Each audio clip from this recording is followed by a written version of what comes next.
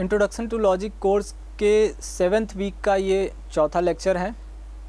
इस लेक्चर में हम लोग देखेंगे कि किसी कैटेगोरिकल सिलोजिज्म की वैलिडिटी चेक करने के लिए जो रूल्स होते हैं वो क्या क्या हैं और वो किस प्रकार से हमारी मदद करते हैं आर्गुमेंट कैटेगोरिकल सिलोजिज्म्स की वैलिडिटी चेक करने में।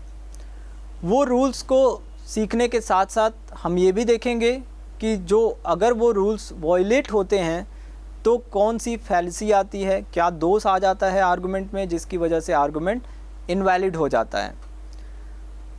आप जानते हैं कि किसी भी आर्गुमेंट की वैलिडिटी चेक करना लॉजिशियंस का सबसे मुख्य इंगेजमेंट है। उसमें हर समय वो बिजी रहते हैं और बाकी जो कुछ भी करते हैं वो उनके आसपास, जैसे कि अभी तक हमने 1-2 वीक में जो कुछ भी किया, यानी कि कैटेगोरिकल प्रोपोजिशंस को समझा, उनके नेचर को समझा, वो कैटेगोरिकल प्रोपोजिशंस में क्लेम क्या है, कैसे सब्जेक्ट प्रेडिकेट में इंक्लूजन एक्सक्लूजन के क्लेम होते हैं, उनमें जो सब्जेक्ट टर्म और प्रेडिकेट टर्म में किसका डिस्ट्रीब्यूशन होता है नहीं होता है, इस सब चीज़ें जितनी भी हमने समझी वो सब कुछ एक ज़रूरत के लिए थी। हमने अभी थोड़ी देर पहले जो पिछले लेक्चर में ये समझा कि मूड एंड फिगर कैसे डिसाइड करते हैं और ये समझा कि स्टैंडर्ड फॉर्म क्या होता है। ये सभी चीज़ें बस एक ज़रूरत के लिए थी। वो ज़रूरत ये थी कि किसी आर्गुमेंट की वैलिडिटी कैसे तय करें, और किसी आर्गुमेंट की वैलिडिटी तय करने में हम अभी जो फोकस कर रहे हैं वो हमारा मुख्य फोकस कैटेगोरिकल सिलोजिज्म की वैलिडिटी तय करने में है।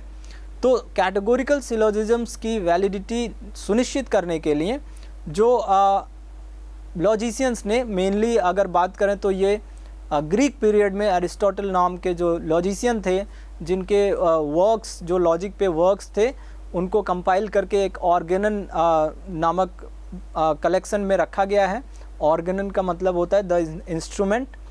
तो लॉजिक को एक इंस्ट्रूमेंट की तरह देखा जाता है और वो उस ग्रीक समय से एक सिलोजिस्टिक जो टूल डेवलप हुआ है, एक इंस्ट्रूमेंट डेवलप हुआ है, वो बहुत लंबे समय तक बहुत इफ़ेक्टिवली यूज़ किया जाता रहा। और उसके महत्व को समझने के लिए हमने शुरू में जो पिछले लेक्चर्स में हमने ये देखा कि किस तरह से बड़े बड़े विद्वानों ने इसके महत्व को पहचाना है और ये कहा है कि ये बहुत ही इफ़ेक्टिव है, पावरफुल है और ह्यूमन माइंड के द्वारा बनाया गया सबसे बेहतरीन टूल कहा जा सकता है। इसी प्रकार से आप ये समझ सकते हैं कि जो अरिस्टोटल ने सिलोजिस्टिक अपना लॉजिक दिया और उसमें वैलिडिटी चेक्स के लिए जो रूल्स बनाए और जो सिस्टम तैयार किया, उसके महत्व को बताने के लिए एक इमानुएल कांट नाम के फिलोसोफर हुए। उन्होंने कहा था कि ये जो लगभग अरिस्टोटल की लॉजिक में, अरिस्टोटल की सिलोजिस्टिक लॉजिक में लगभग 2000 सालों तक कोई डेवलपमेंट की ज़रूरत नहीं पड़ी, कोई एडवांसमेंट की ज़रूरत नहीं पड़ी, क्योंकि वो इतना कंप्लीट एक सिस्टम था, एक इतना कंप्लीट टूल था कि उससे 2000 सालों तक काम चलाया जाता रहा और वो कारगर हमें हेल्प करता रहा। बाद में मैथमेटिक्स में डेवलपमेंट के साथ कुछ उसमें एडवांसमेंट हुए, कुछ डिफरेंट काइंड्स ऑफ टूल्स भी डेवलप किए गए। उस चीज़ पे अभी हम अपना ध्यान नहीं ले जाएंगे। हम लोग आते हैं कि जो एरिस्टोटलियन लॉजिक है, सिलोजिस्टिक लॉजिक, उसमें सिलोजिज्म्स को, मेनली कैटेगोरिकल सिलोजिज्म्स को वैलिड है या इनवैलिड है ये चेक करने के लिए क्या क्या रूल्स हैं, तो उन रूल्स को हम देखते हैं। सबसे पहले जो रूल आता है, जो नियम आता है, वो ये है कि अवॉइड 4 टर्म्स। आपको कैटेगोरिकल सिलोजिज्म क्या होता है ये बताते हुए ये स्पष्ट किया गया कि कैटेगोरिकल सिलोजिज्म में 3 टर्म्स होते हैं और तीनों टर्म 2-2 बार आते हैं।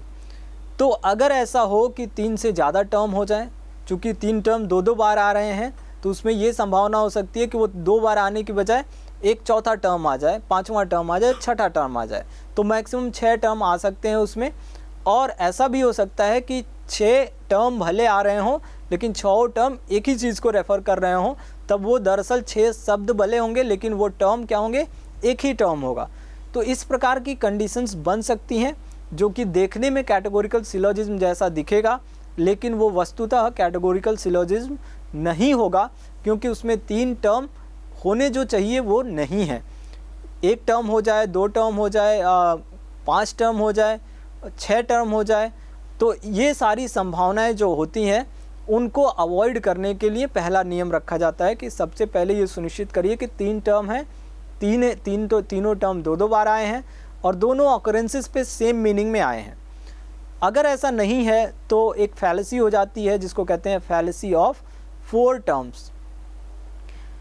A valid standard form categorical syllogism must contain exactly 3 terms, each of which is used in the same sense throughout the argument। अब मान लीजिए कि एक टर्म आया, कोई भी एक टर्म आया जो 2 जगहों पे जो उसके ऑकरेंसेस हैं दोनों जगहों पे अलग मीनिंग रखता है, वो वर्ड सेम है लेकिन मीनिंग अलग रखता है, तो वो वस्तुतः क्या हो जाएगा, वो एक टर्म ना होकर वो 2 टर्म हो जाएगा। वो एक टर्म के 2 ऑकरेंसेस ना होकर बल्कि 2 डिफरेंट टर्म्स हो जाएंगे। तो इस तरह की स्थिति भी नहीं होनी चाहिए कि जो तीनों के 2-2 ऑकरेंसेस हैं उनमें वो सेम मीनिंग में आना चाहिए, न कि डिफरेंट मीनिंग में, यानी कि तीनों के तीनों अपने दोनों जगहों पे सेम मीनिंग्स में आने चाहिए। एग्जाम्पल लेते हैं, no people who have had enough to eat are people hungry for more, all people with power are people hungry for more, therefore no people with power are people who have had enough to ईट।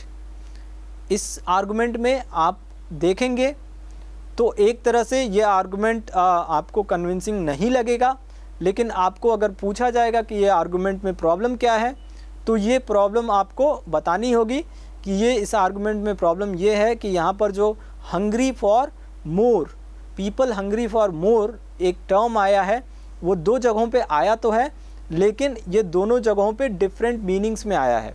जब पहले statement में people hungry for मोर बोला जा रहा है तो वहाँ पर किसके लिए बोला जा रहा है, वो people hungry for more food है, और दूसरे स्टेटमेंट में जब पीपल हंग्री फॉर मोर बोला जा रहा है तो वहाँ पे people hungry for more power है। तो इस तरह से आप चूँकि दोनों जगहों में टर्म्स सेम दिख बस रहे हैं, दोनों जगहों पे डिफरेंट मीनिंग्स में आने की वजह से दोनों सेम टर्म्स नहीं हैं, और इस तरह से अगर नंबर ऑफ टर्म्स काउंट करेंगे इस कैटेगोरिकल सिलोजिज्म में तो वो हो जाएगा एक people who have had enough to eat, ये पहला टर्म होगा, फिर दूसरा term people hungry for more food, ये दूसरा टर्म, फिर तीसरा टर्म होगा पीपल विथ पावर, ये तीसरा टर्म, और चौथा टर्म होगा people hungry for more power, ये चौथा टर्म होगा। तो इस तरह से इस आर्गुमेंट में 4 टर्म्स आ जा रहे हैं और इसलिए इस आर्गुमेंट को हम कैटेगोरिकल सिलोजिज्म नहीं कह सकते हैं। The above argument commits the fallacy of 4 terms. If an argument commits the fallacy of 4 terms, it is not a categorical syllogism and none of the remaining 5 rules applies to it. Fallacy of 4 terms क्या होता है, उसको अगर अलग से परिभाषित करना चाहें तो हम ऐसे कर सकते हैं कि the formal fallacy that is committed when a syllogism is constructed with more than 3 terms. तो इसमें हमने देखा कि मोर देन 3 टर्म्स हो, लेस देन 3 टर्म्स हो, नंबर ऑफ टर्म्स 4 हो, 5 हो, 1 हो, ये 2 हो, ये सब कंडीशंस में हम यही कहते हैं कि ये फैलेसी ऑफ 4 टर्म्स है। ऐसा नहीं है कि 5 टर्म्स होंगे तो हम कहेंगे ये फैलेसी ऑफ 5 टर्म्स है, बल्कि उसका स्पेसिफिक नेम हम लोगों ने तय कर दिया है कि उसको फैलेसी ऑफ 4 टर्म्स ही कहेंगे। चलिए अब दूसरा रूल देखते हैं कि 6 रूल्स में से दूसरा रूल, हर एक रूल को आपको याद रख लेना है, दिमाग में बिठा लेना है, क्योंकि ये रूल्स जब तक याद नहीं रहेंगे तब तक आप किसी कैटेगोरिकल सिलोजिज्म की वैलिडिटी चेक करने के लिए इनको अप्लाई नहीं कर सकते हैं। रूल्स को याद करना ज़रूरी है, इसलिए पहले तो हम समझते जा रहे हैं कि रूल्स क्या हैं, उनसे फैलेसी क्या आती है, एग्जाम्पल्स लेके देख रहे हैं, लेकिन अगले लेक्चर तक जाने से पहले इन सबको आपको याद कर लेना है। दूसरा रूल है the middle term must be distributed in at least 1 premise. Middle term को बताया जा रहा है कि 2 प्रीमिस में जो मिडिल टर्म आता है, 2 बार जो मिडिल टर्म के ऑकरेंसेस होते हैं दोनों ही प्रीमिसेस में ही होते हैं, और उसके लिए कहा जा रहा है कि जो 2 ऑकरेंसेस हैं वो दोनों में से कम एक बार डिस्ट्रीब्यूटेड होना चाहिए। और ये जो डिस्ट्रीब्यूशन है, हमने जब कैटेगोरिकल सिलोजिज्म्स को अंडरस्टैंड कर रहे थे, समझ रहे थे उसके नेचर को और उसके कंपोनेंट्स को, तो उसी समय हमने डिस्ट्रीब्यूशन भी देखा था। तो इसको जो डिस्ट्रीब्यूशन का आइडिया है अगर उसको एक बार से रिकॉल कर लें तो वो ज़्यादा हेल्पफुल हो जाएगा। डिस्ट्रीब्यूशन को हमने ये कह के बताया था कि एक कैटेगोरिकल प्रोपोजिशन में जो टर्म अपने पूरे क्लास को रेफ़र करता है, यानी कि क्लास को पूरी तरह रेफ़र करता है, वो टर्म मान लीजिए कि एक कैटेगोरिकल प्रोपोजिशन है, उस प्रोपोजिशन में जब उस टर्म को मेंशन किया जा रहा है, उस टर्म को बताया जा रहा है, तो वहाँ पे उसका कैटेगोरिकल प्रोपोजिशन का इस तरह से क्लेम है कि उस टर्म से रिप्रेजेंटेड पूरे क्लास के बारे में क्लेम किया जा रहा है, तब हम कहते हैं कि वो टर्म डिस्ट्रीब्यूटेड है। और इस डिस्ट्रीब्यूशन को याद रखने के लिए मैंने आपको कहा था कि 2 लाइन्स अगर याद कर लें, दिमाग में बिठा लें। पहला तो ये कहा था कि जो नेगेटिव स्टेटमेंट्स होते हैं वो अपने प्रेडिकेट को डिस्ट्रीब्यूट करते हैं, और जो यूनिवर्सल स्टेटमेंट्स होते हैं वो अपने सब्जेक्ट को डिस्ट्रीब्यूट करते हैं। ये 2 चीज़ें अगर याद कर लेते हैं आप, तो इन दोनों के कॉम्बिनेशन से मिला करके आप चारों ही स्टेटमेंट का डिस्ट्रीब्यूशन बता सकते हैं। जैसे आपने देखा कि अगर यूनिवर्सल स्टेटमेंट है तो सब्जेक्ट को डिस्ट्रीब्यूट करेगा, और निगेटिव है तो प्रेडिकेट को डिस्ट्रीब्यूट करेगा। तो अगर आपसे कोई पूछे कि यूनिवर्सल नेगेटिव स्टेटमेंट किसको डिस्ट्रीब्यूट करेगा, तो आप बोल सकते हैं कि सब्जेक्ट और प्रेडिकेट दोनों को करेगा, क्योंकि यूनिवर्सल भी है और नेगेटिव भी है। इसी तरह अगर कोई स्टेटमेंट ना यूनिवर्सल हो ना नेगेटिव हो, यानी कि पर्टिकुलर अफर्मेटिव हो, तो किसको डिस्ट्रीब्यूट करेगा, तब ना वो सब्जेक्ट को करेगा और ना ही प्रेडिकेट को डिस्ट्रीब्यूट करेगा। इसी तरह से हम ये कोई पूछ सकता है कि अगर यूनिवर्सल अफर्मेटिव है तो किसको डिस्ट्रीब्यूट करेगा, तो चूंकि वो नेगेटिव नहीं है तो प्रेडिकेट को नहीं डिस्ट्रीब्यूट करेगा, यूनिवर्सल है तो सब्जेक्ट को डिस्ट्रीब्यूट करेगा। इस तरह से आपको पता चल जाएगा कि यूनिवर्सल अफर्मेटिव में केवल सब्जेक्ट टर्म डिस्ट्रीब्यूटेड रहेगा। इसी तरह से आप ये भी बता सकते हैं कि जो पर्टिकुलर नेगेटिव है उसमें उसका प्रेडिकेट टर्म ही डिस्ट्रीब्यूटेड रहेगा, क्योंकि पर्टिकुलर होने की वजह से उसका सब्जेक्ट टर्म डिस्ट्रीब्यूटेड नहीं रहेगा, और नेगेटिव होने की वजह से उसका प्रेडिकेट डिस्ट्रीब्यूटेड होगा। तो ये था जो डिस्ट्रीब्यूशन का आइडिया है, उसको एक बार से रिकॉल कर लिया हम लोगों ने। अब चलते हैं कि ये जो मिडिल टर्म के डिस्ट्रीब्यूशन एटलीस्ट 1 टाइम होनी चाहिए, 2 ऑकरेंसेस में से कम एक बार डिस्ट्रीब्यूट होना चाहिए। इसको समझ लेने के बाद से, ये रूल देख लेने के बाद से अब हम देखते हैं कि इसका वायलेशन अगर होता है तो क्या प्रॉब्लम आती है। इसके violation, to violate this rule is to commit the fallacy of the undistributed middle. जब इस रूल का वायलेशन होता है तो हम कहते हैं कि एक फैलेसी है, जिस फैलेसी को नाम देते हैं fallacy of undistributed middle. Example लेके ये किस तरह से ये फैलेसी अकर होती है उसको हम देखते हैं एक एग्जाम्पल में। All brain surgeons are geniuses. All rocket scientists are geniuses. Therefore, all rocket scientists are brain surgeons. ये एक आर्गुमेंट है। इस आर्गुमेंट में हमको ये पहले देखना है कि इसमें मिडिल टर्म अनडिस्ट्रीब्यूटेड है। वो मिडिल टर्म अनडिस्ट्रीब्यूटेड है, ये कैसे देखेंगे, तो सबसे पहले हम इसका मिडिल टर्म क्या है वो तय करेंगे। हम देख रहे हैं कि ये जो हमारा all rocket scientist our brain surgeons, ये कंक्लूजन है। ये कंक्लूजन का जो प्रेडिकेट है ब्रेन सर्जन्स, वो पहला प्रीमिस में है, तो ये पहला प्रीमिस हो गया मेजर प्रीमिस, और दूसरा हो जाएगा माइनर प्रीमिस। अब हम देखेंगे कि जो तीसरा टर्म बचता है, इन दोनों टर्म्स को, रॉकेट साइंटिस्ट्स और ब्रेन सर्जन्स को छोड़ के, यानी कि कंक्लूजन के सब्जेक्ट प्रेडिकेट को छोड़ के, वो है तीसरा टर्म हमारे पास जीनियसेस, जो कि दोनों ही स्टेटमेंट्स में, दोनों ही मेजर और माइनर प्रीमिसेस में प्रेडिकेट की जगह आया हुआ है। और ये जो जीनियसेस है वो हमारा है मिडिल टर्म। अब देखेंगे कि क्या ये जो 2 ऑकरेंसेस हैं मिडिल टर्म के, ये दोनों ही जगहों में से किसी एक जगह पे कम से कम डिस्ट्रीब्यूटेड है या नहीं है। तो अब अगर देखें कि ये जो पहला स्टेटमेंट मेजर प्रीमिस है वो किस टाइप का स्टेटमेंट है, ये है all brain surgeons are geniuses. इसका स्ट्रक्चर से समझ में आ रहा है कि ये ए टाइप का है, ये ऑल एस इज पी का स्ट्रक्चर रखता है। दूसरा स्टेटमेंट भी जो माइनर प्रीमिस है वो भी ए टाइप का है, क्योंकि ये भी ऑल एस इज पी का स्ट्रक्चर रखता है। अब हम अगर याद करें तो डिस्ट्रीब्यूशन के लिए हमने क्या देखा कि जो ए टाइप का स्टेटमेंट होता है उसमें केवल सब्जेक्ट डिस्ट्रीब्यूटेड होता है, प्रेडिकेट डिस्ट्रीब्यूटेड नहीं होता है। तो यहाँ पर जो पहले मेजर प्रीमिस में डिस्ट्रीब्यूशन होगा वो ब्रेन सर्जन्स का होगा, दूसरे में रॉकेट साइंटिस्ट्स का होगा। लेकिन यहाँ पर जो इसका प्रेडिकेट है वो इस आर्गुमेंट में दोनों ही ऑकरेंसेस में अनडिस्ट्रीब्यूटेड है। तो ऐसी कंडीशन जब भी आएगी तो हम कहेंगे कि आर्गुमेंट में एक फैलेसी है, और वो फैलेसी ये है कि जिसको कि हम कहेंगे fallacy of undistributed middle. Third rule देखते हैं, any term distributed in the conclusion must be distributed in the relevant premise. अगर कहा यह जा रहा है कि आपको पहले कंक्लूजन देखना है, कंक्लूजन में कौन कौन सा टर्म डिस्ट्रीब्यूटेड है वो देखना है, और फिर उसी टर्म को देखना है कि जब वो उस टर्म का दूसरा ऑकरेंस प्रीमिस में आ रहा है, तो अगर कंक्लूजन में डिस्ट्रीब्यूटेड है तो हमको ये देखना पड़ेगा कि वो प्रीमिस में भी डिस्ट्रीब्यूटेड है कि नहीं है।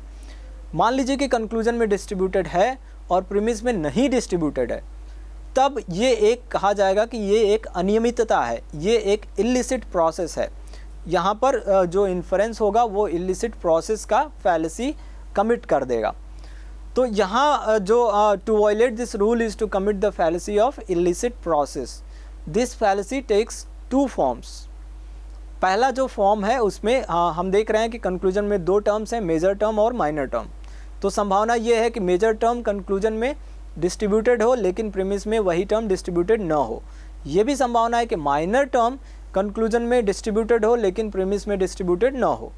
इन दोनों संभावनाओं को अलग अलग भी आ सकती हैं, यानी कि एक आर्गुमेंट ऐसा हो सकता है जिसमें केवल एक संभावना है, दूसरा आर्गुमेंट ऐसा हो सकता है जिसमें केवल दूसरी संभावना है, और एक तीसरी स्थिति भी बन सकती है जिसमें दोनों संभावनाएं एक साथ आ जाएं। तो इस तरह से तीन कंडीशंस बनते हैं, लेकिन उनको हम दो में रिड्यूस कर सकते हैं, और तीसरा जो है वो तो दोनों का कंबाइंड फॉर्म ही है, दोनों एक साथ आ जा रहे हैं, बस इतना ही हो रहा है। तो हम देखेंगे कि ये फैलेसीज जब आते हैं उनके कुछ एग्जांपल्स देखते हैं। This fallacy takes two forms, illicit process of major term, जिसको कि संक्षेप में इलिसिट मेजर बोलते हैं, occurs when the major term is distributed in the conclusion but not in the major premise.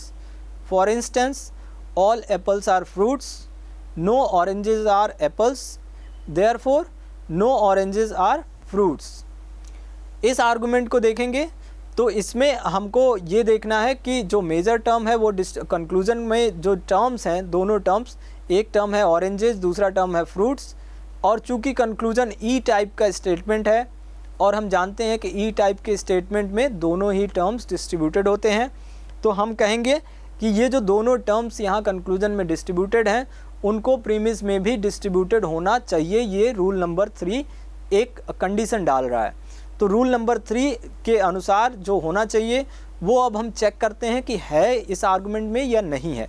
तो सबसे पहले प्रेडिकेट को लेते हैं, मेजर टर्म को। मेजर टर्म जब दूसरे मेजर प्रीमिस में आया है, वहाँ पर मेजर टर्म को हम देखें तो यहाँ पर मेजर टर्म डिस्ट्रीब्यूटेड नहीं है, क्योंकि ये जो मेजर प्रीमिस है वो ए टाइप का स्टेटमेंट है, और ए टाइप के स्टेटमेंट में सब्जेक्ट डिस्ट्रीब्यूटेड होता है, न कि प्रेडिकेट, जबकि मेजर टर्म प्रेडिकेट की जगह आया हुआ है। तो इस तरह से हमने देखा कि मेजर टर्म जो कि कंक्लूजन में डिस्ट्रीब्यूटेड है लेकिन मेजर प्रीमिस में डिस्ट्रीब्यूटेड नहीं है, इसकी वजह से यहाँ पे जो एक फैलेसी आ रही है उस फैलेसी का नाम होगा illicit process of the major term, या संक्षेप में बोल सकते हैं इलिसिट मेजर। अब हम देखते हैं कि यहाँ माइनर टर्म डिस्ट्रीब्यूटेड है कि नहीं। तो माइनर टर्म हमारा है ऑरेंजेस। ऑरेंजेस यहाँ जो माइनर प्रीमिस में आया है वो ई टाइप का है और वो डिस्ट्रीब्यूटेड है, क्योंकि ई टाइप में दोनों ही टर्म्स डिस्ट्रीब्यूटेड होते हैं। तो इस तरह इस आर्गुमेंट में हमको मिला कि इस आर्गुमेंट में मेजर इलिसिट मेजर की फैलेसी है। अब इसी तरह से इलिसिट माइनर की भी फैलेसी आ सकती है। Illicit process of the minor term भी हो सकता है, जिसको कि इलिसिट माइनर बोलेंगे।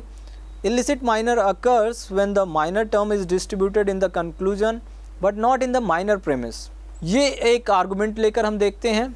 आर्गुमेंट कुछ इस तरह हो सकता है, all tigers are good hunters, all tigers are 4-legged animals, therefore all 4-legged animals are good hunters. इस आर्गुमेंट को आप अगर थोड़ा सा एनालाइज करें और देखें कि इसमें थर्ड रूल फॉलो हुआ है या नहीं हुआ है, तो इसमें जो हमारा प्रेडिकेट है वो है गुड हंटर्स, जो सब्जेक्ट है कंक्लूजन का वो है 4-legged एनिमल्स। अब कंक्लूजन का टाइप है ए, और ए टाइप के स्टेटमेंट में सब्जेक्ट डिस्ट्रीब्यूटेड होता है, तो यहाँ 4-legged एनिमल्स डिस्ट्रीब्यूटेड है।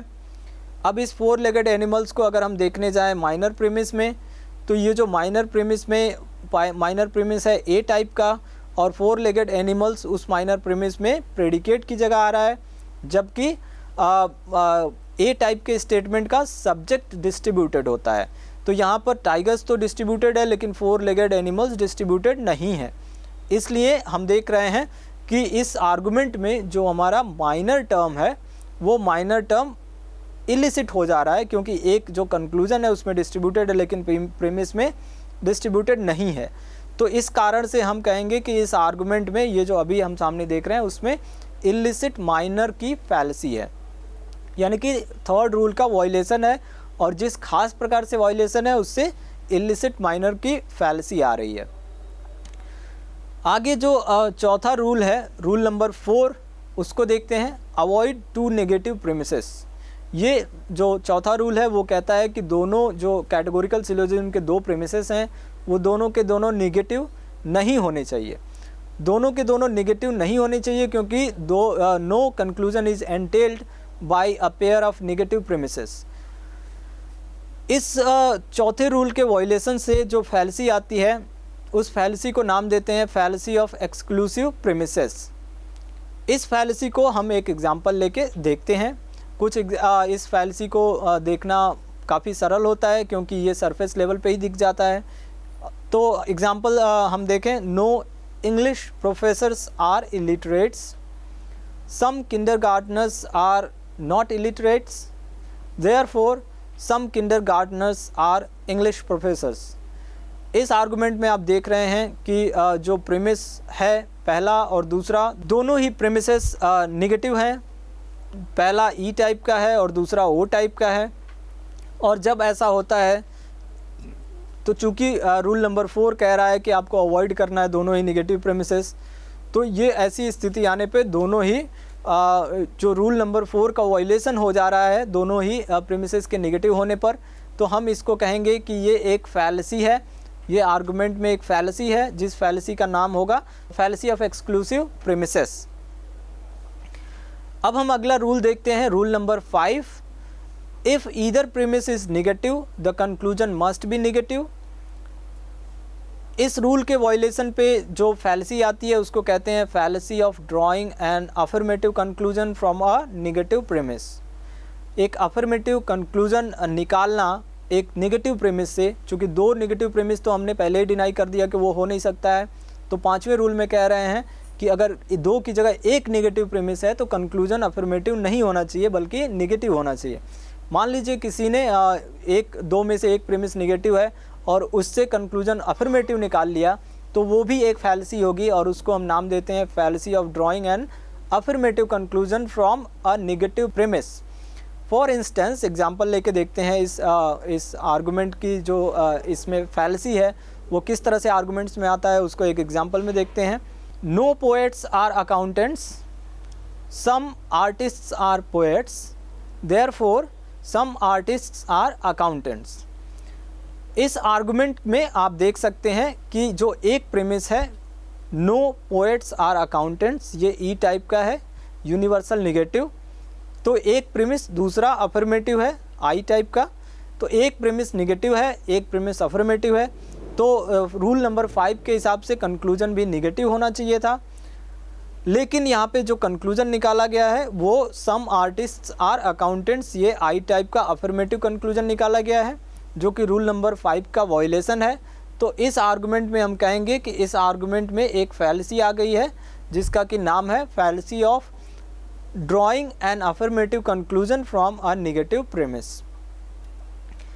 अब हम अपने लास्ट रूल की तरफ बढ़ते हैं जो 6th रूल है। कुल टोटल 6 रूल्स आपको जो वैलिडिटी चेक करनी है कैटेगोरिकल सिलोजिज्म की, उनके लिए 6 रूल्स आपको जानने हैं।